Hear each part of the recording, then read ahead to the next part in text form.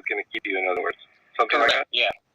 This was debated in my church quite often about once someone had the Holy Spirit, could they lose it?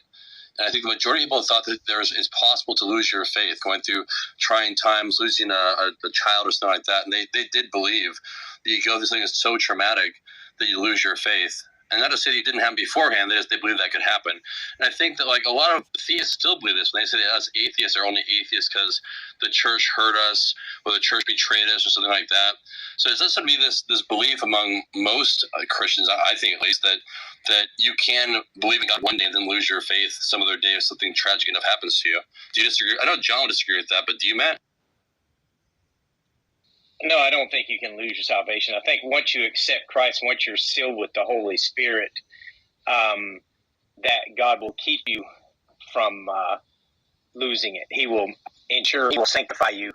And as far as even Arminians would have to say we're capable of making a choice apart from God presenting this choice, who is accomplishing this on the cross. So even the Arminian couldn't say that they reasoned their way to God, because it would be revealed to them of who Jesus Christ is. So we would all be dependent completely upon God. And then when this information is presented, I don't really know how it fully works, but I believe that some people do choose to accept Christ and some people choose to reject Christ. And because to me, I think one of the biggest things, another big thing, is that ultimately if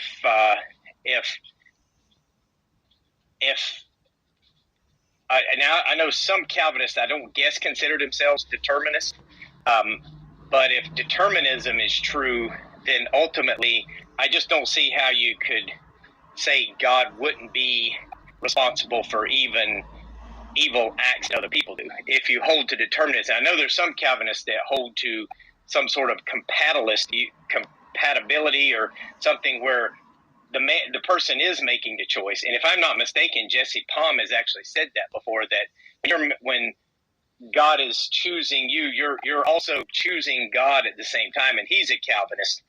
So I don't know how he really hashes that out. Yeah, I wouldn't quote Palmy, because Jesse was the one that told me that if a woman put a coat hanger inside her to have an abortion and died in the process, that was a good thing. So I would not quote Palmy as a source. He thinks babies go to hell too, and I just don't think there's any biblical backing to that. But and I know Calvinists did actually deny that. There's another I've heard other Calvinists talk about that here, and they specifically deny that babies go to hell. So Palmy does have some odd views there, but I have heard him in the past specifically mention, because I've asked him, I said, so when God is choosing you, you're making the choice. It's not like this is against your will. And he did say, he did agree with that your will is you're choosing God, you're wanting this as well. So it's not like you're being forced into it. But some Calvinists kind of view it as you're almost like trying to run away from God in a sense, and he's grabbing you and pulling you to him by force. And I don't think all Calvinists believe that way. Yeah, I kind of don't with that either, Matt. As far as the kicking and screaming thing, I don't really support that. I think some people do, which, okay, I'm not going to fight that as much, because what happens is, even if you thought that you came kicking and screaming, well, you're still going to get there. Now, as far as the depravity,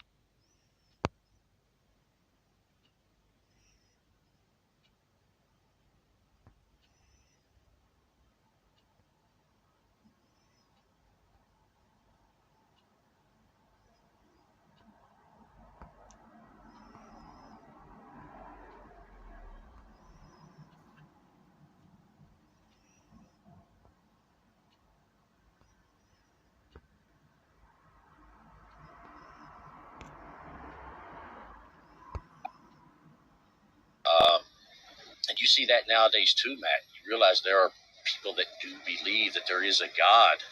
You've talked about mesotheists, ditheists, things like that, but they just don't like God. But no, the total depravity just simply means, what I see is there's no natural attraction to God.